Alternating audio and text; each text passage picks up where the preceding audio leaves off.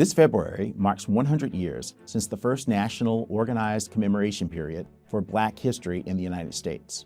Back in 1926, the historian and scholar Carter G. Woodson launched Negro History Week to promote the study of Black history and to highlight the historic contributions of Black people in this country. That observance later expanded to Black History Month in 1976. The attention to Black history was necessary because historical narratives often overlook the experiences and perspectives of Black Americans who have always had an impact on American history, from the first person to die in support of the American Revolution, to inventors, to pioneers in every sector of life. As we reflect on Black History Month, we honor the legacy of civil rights leaders like Rosa Parks, Martin Luther King Jr., and John Lewis. Their nonviolent confrontation of injustices helped to move America from Jim Crow to the enactment of the Voting Rights Act of 1965, the seminal piece of legislation in our civil rights movement that helped make it possible for all Americans, regardless of race, to vote.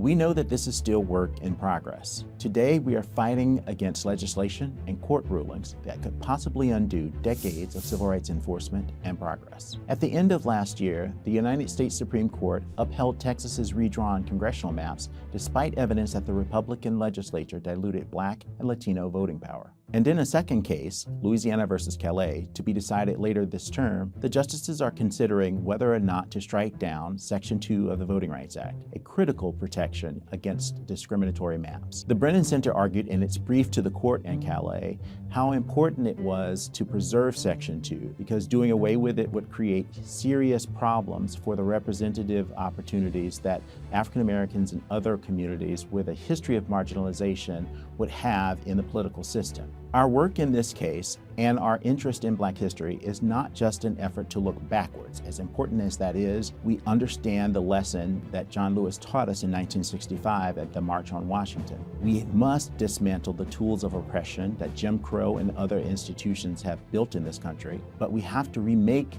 our country into the beloved community, one that is open and fair for all Americans.